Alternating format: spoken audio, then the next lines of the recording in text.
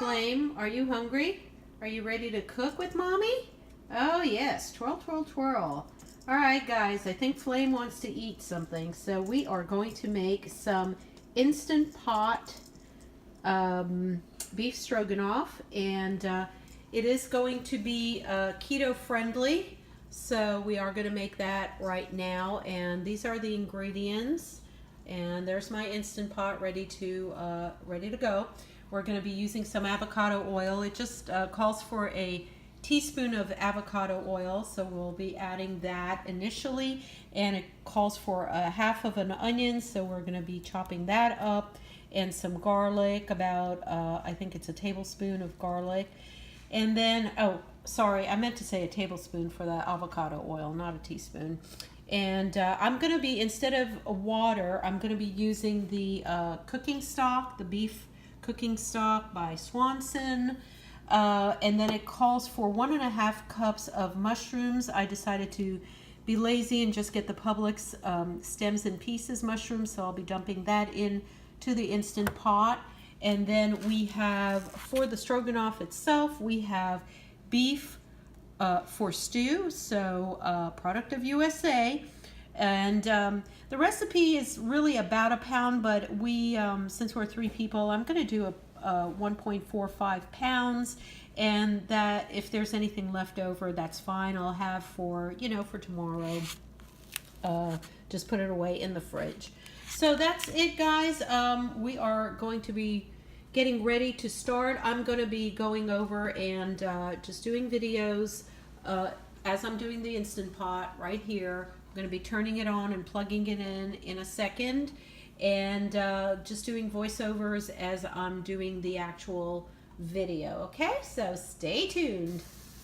All right, guys, begin by turning on your Instant Pot in saute mode, and then go ahead and add the avocado oil, the chopped onions, and the garlic, and go ahead and saute that up really beautifully. It should look kind of glassy, the onions, and everything should be beautifully, sauteed and blended in. Next, we're going to add in the Worcestershire sauce. I can never pronounce that. Worcestershire, whatever. 1 tablespoon of that, and then go ahead and blend that in while it's sauteing. And just need a couple of seconds of that, and then we're ready to add the meat. All right, this is the browning process. I'm just browning it now.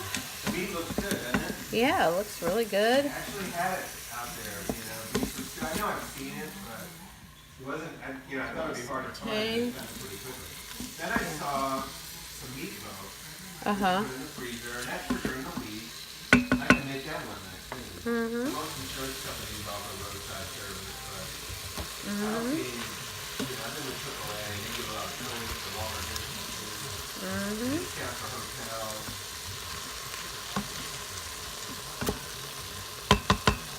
Once the beef has browned, go ahead and shut off your Instant Pot, and then go ahead and add your beef stock, your mushrooms, and your spices.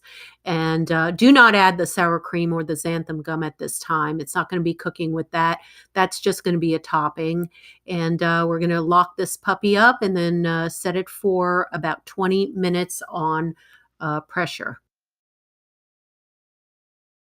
Go ahead and let it naturally release for about 15 minutes or 20 minutes. And then go ahead and open the lid up. And there we go. We're opening it up, and look at that. Oh my goodness, it is so delicious looking. Now we have to go ahead and get the sour cream in there with the xanthan gum. And also we're going to reduce the sauce a bit. Just wanted to show you guys the sour cream and the xanthan gum and how they look there, just in preparation of putting it in the pot. I did wind up using more sour cream to taste. So if you are a heavy sour cream lover, go ahead and load up on the sour cream at this time.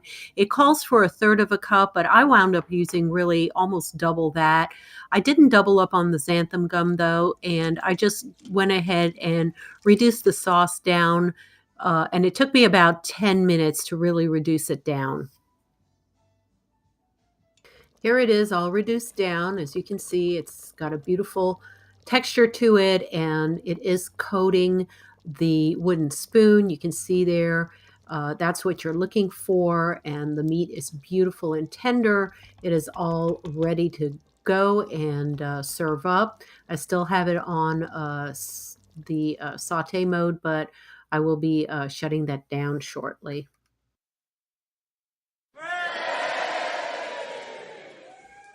All right, guys, all done. So here it is plated up. This is the only non keto or paleo part of the program here, because it is served over egg noodles. That was the choice of my family right now.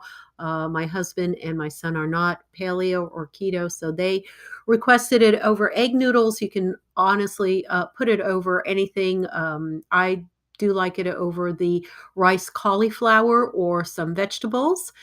You could also do it over rice or brown rice, anything that you want to do, any other type of pasta. So if you are not strict paleo or strict keto, you can go ahead and put it over anything else. I hope you enjoyed this video. Thank you so much for joining me again. And I hope that you get to try this and leave me comments below on if you have tried it and how it worked out for you.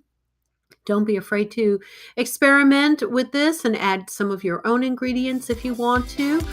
This is just the basics, and hopefully you and your family will enjoy it. Blessings to everybody, and have yourself a wonderful day. I love you all, and I will see you in my next video. Bye.